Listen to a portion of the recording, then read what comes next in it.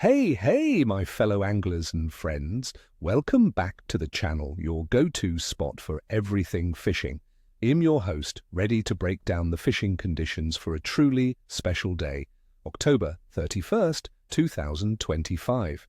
Now, I know what you might be thinking. Halloween costumes, candy, but for us, it's all about what's lurking beneath the surface. This day, my friends, is setting up to be a sneaky good one, with the fish in full bulking up mode, making it a prime opportunity for some serious action despite the chill in the air. Get ready, because you're about to learn how to turn this spooky season into a fantastic fishing frenzy.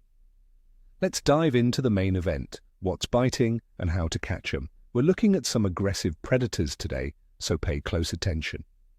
First up, the mighty northern pike. My experience tells me pike are absolutely on fire in late October. They're getting ready for winter, so they're hungry and aggressive.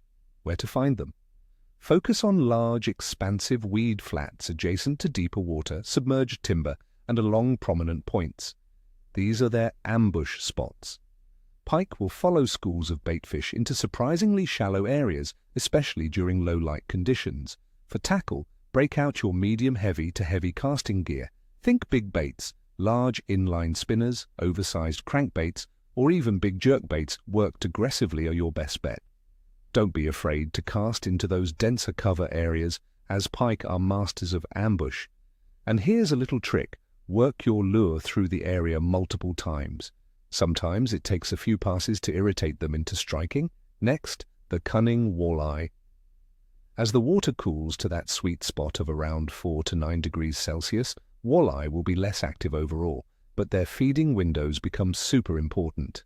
Look for them tightly schooled near shallow shorelines, backwater bays, or around rock piles and bluffs that offer a bit of warmth and protection. They're often found migrating towards shallower waters and any remaining vegetation, which tend to be slightly warmer and hold baitfish. The best times will be the first hour or two after sunrise and the last 3 to 4 hours before sunset. For bait, think smaller, easier prey. A slow trolled minnow imitation or a jig tipped with a soft plastic mimicking a dying baitfish will be deadly. Try working these slowly along drop-offs where baitfish are congregating. A small jigging spoon jigged slowly along the bottom can be incredibly effective. Don't underestimate a lively worm or a minnow on a drop-shot rig. Natural baits are king when the bite gets tricky. And for our feisty friends, the smallmouth bass. While some might think bass fishing slows down, my experience tells me late October can offer some of the best smallmouth action. They're starting to school up in shallower, rocky areas along drop-offs and near submerged structures, aggressively feeding. The slightly warmer lake water from the Great Lakes, 4 to 5 degrees Celsius above normal, might keep them active a little longer. A medium-light spinning rod with a fast action is perfect. Try small jerkbaits, lipless crankbaits, or even tube jigs worked slowly along the bottom. Don't be afraid to experiment with brighter colors if the water is cloudy, or more natural tones on clear days. These fish are packing on the pounds before winter, so they're looking for a substantial meal. Now for the conditions shaping our day. Weather-wise, for October 31st, 2025 across Canada, we're looking at a generally chilly and somewhat damp picture.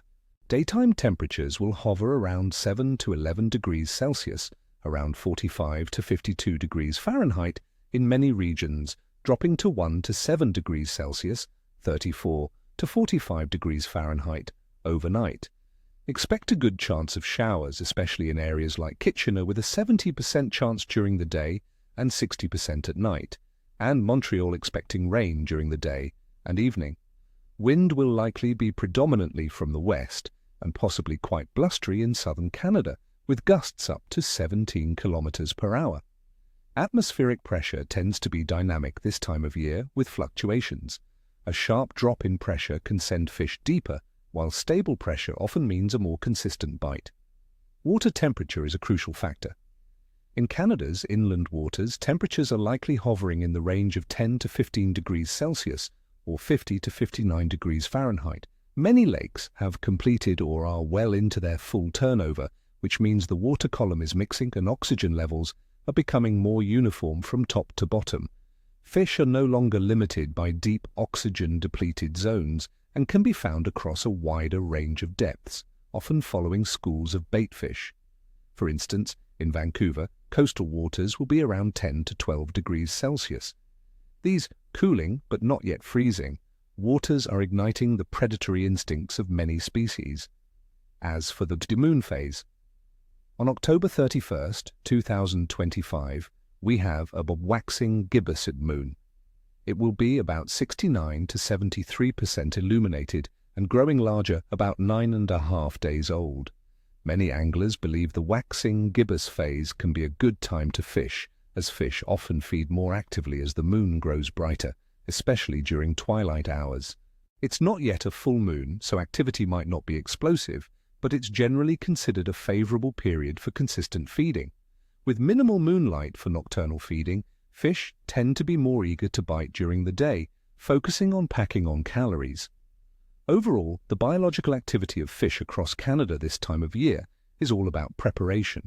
Bait fish are schooling up in massive numbers, and predatory species like walleye, pike, and muskie are in full bulking up mode, actively chasing those bait balls. This means they're hungry, aggressive, and can be found in concentrated numbers. Considering all these factors, the crisp autumn weather, actively cooling, but still relatively warm waters, robust feeding patterns of our target species, and the favorable waxing gibbous moon, my clear assessment for fishing on October 31st, 2025, is good to excellent fishing activity. The fish are hungry, friends, and they're looking for a meal, so grab your gear, bundle up for the chill, and get out there. I wish you all tight lines and ni chvosta ni cheshwe, that's no tail, no scales in Russian, for those who don't know.